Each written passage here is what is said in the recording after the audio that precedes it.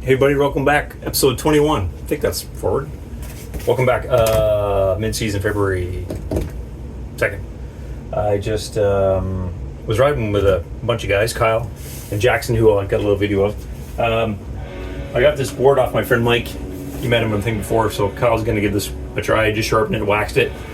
And I'm going to mid-season again, so I'm going to wax. Well, give my a quick sharpen. This is my board. I noticed it was a little dull at the tip and tail. I'll hold it up this way. What I do is I just drag my hand kind of on an angle, and I don't get much sound here. Got Foo Fighters going in the background, old tape. So I'm just going to give this a couple passes with my Crew Sport sharpener here. Again, I just kind of hold it, give a couple of these, then I'm going to wax it. So I'm not going to be a long video. So I just go about halfway.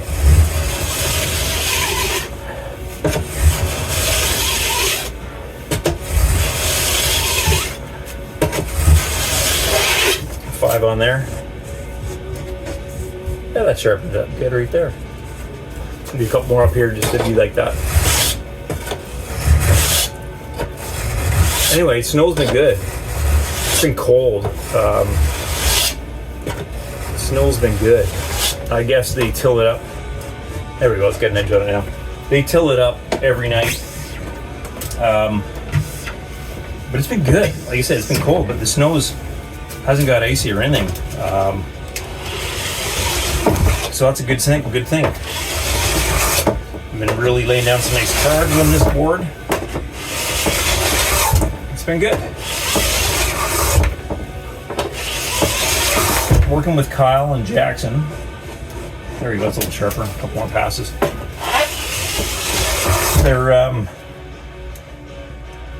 They've been riding a park a lot, and I think they got hurt a couple times, just banging themselves up.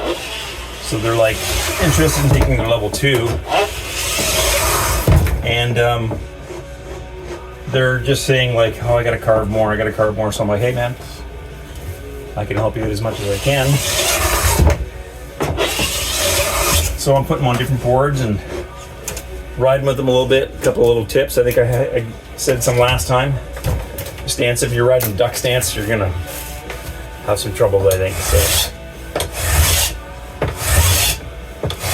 I'm sure people are just freaking right now because I'm just doing certain locations. That doesn't touch the snow. The edge stops about here, contact. So once it's sharp there, I'm good to go. A couple more.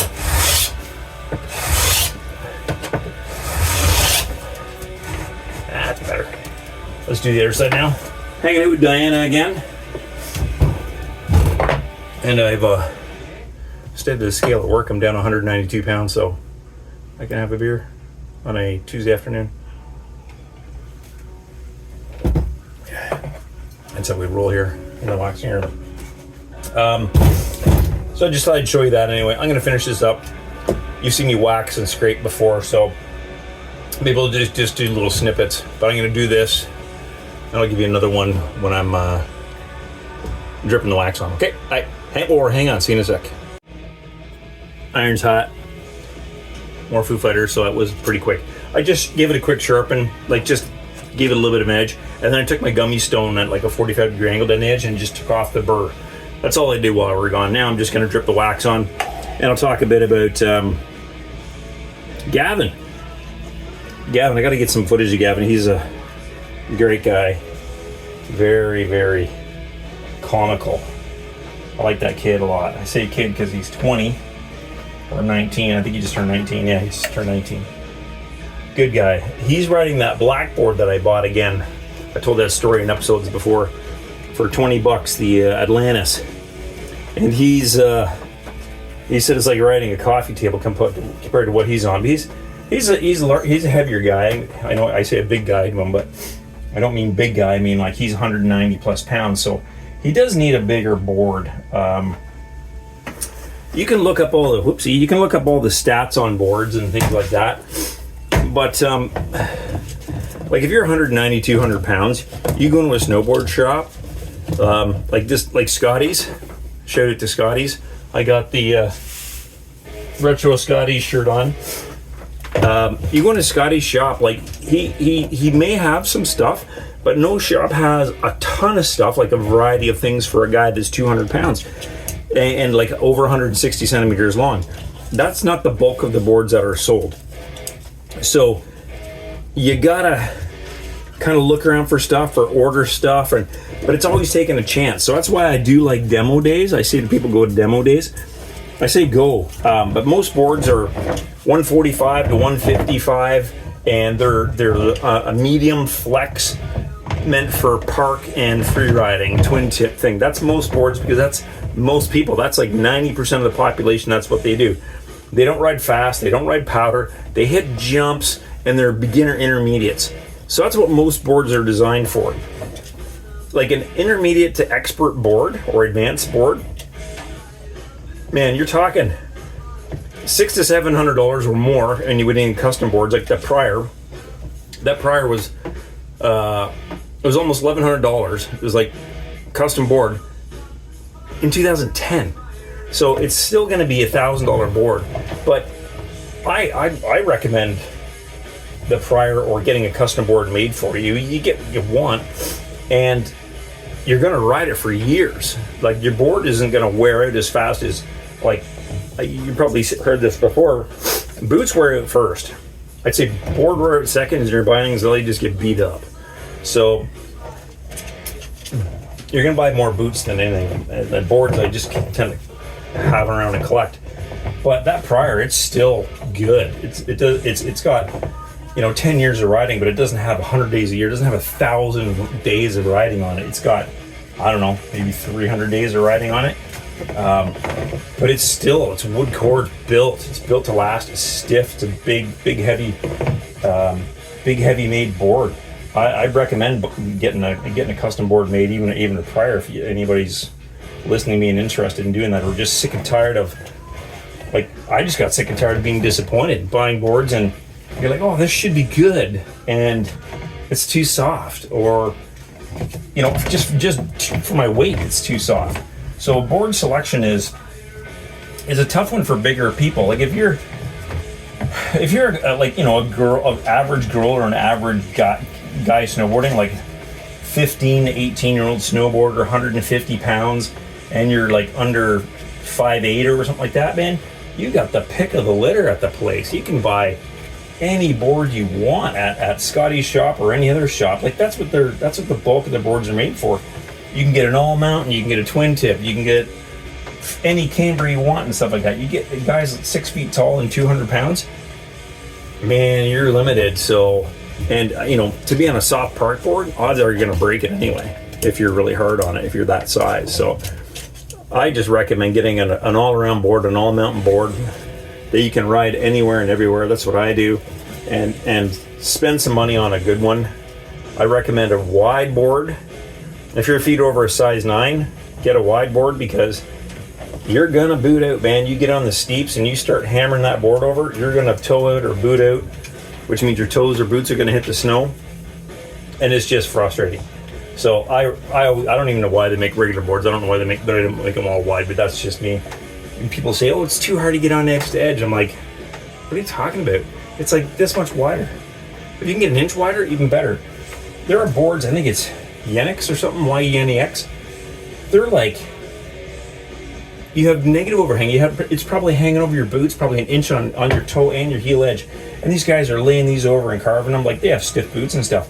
But it's like, I'm finally glad it's coming around that a wide board is the way to go. Like, you can really carve with them, and it's more surface area for floating and powder. It's just the way to go. You get a wide board. I know I'm kind of ranting and raving here, but as I'm waxing my board, but yeah. So anyway, with Kyle and Jackson was there, and Gavin, these guys, they want to try some different stuff. So I'm just throwing everything I got at them. I think Kyle's got my other board, this one, and it's a little long for him, but he's turning it and he's figuring it out.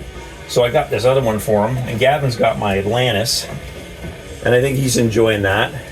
It's a little, I rode that one pretty hard, so it might be flexed out, but anyway, it's just something different. And these guys, of course, when they're teaching, they go back to their tried, tested, and true board that they have. So yeah, that's about it. Anyway, I'm gonna let this cool off, and I'll do another quick video. I'm just gonna hang out with Diana and finish my beer here, and yeah, I'll scrape it off when this gets back down to room temperature, because right now it's probably, yeah, I can feel a little bit of warmth.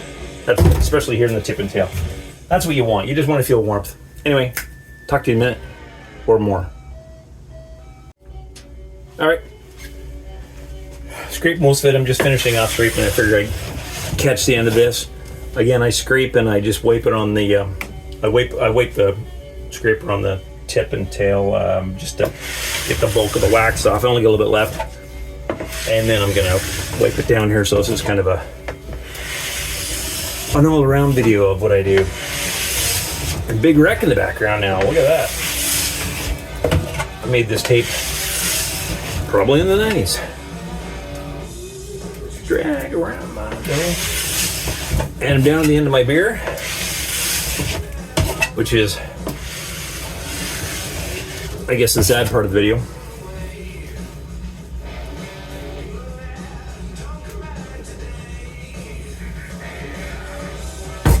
Which means I'm almost done.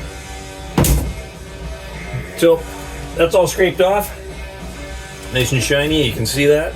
Woo! And then I'm gonna dull it now with the Scotch-Brite. Scotch-Brite, just tip and tail. You've seen this before in the video, but I'm showing you again. Again, this is mid-season, so you just give it a little sharpen. Not a full tune, just a sharpen. Just, you don't really, if you maintain your board, you don't, that's all you really have to do is just a little bit. So that's all I did, just a little bit. Just give it a little, just put the edge back on it, not a full-blown grind off it. Like some guys have to do 20 or 30 passes there to get it sharp. So this is just what it is.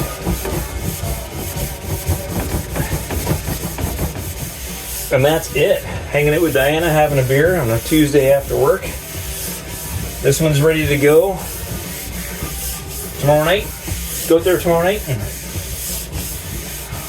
get the kids going. Seems to be the night when everybody shows up to snowboard, so that's fun. Kick this on the side. I just run the edge of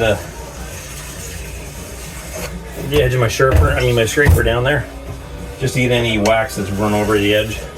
I don't have too much. I don't think of any. Nah, there's nothing on there. So, again, another wax and sharpen. That's what we do here mostly. Woo! Diana even approves.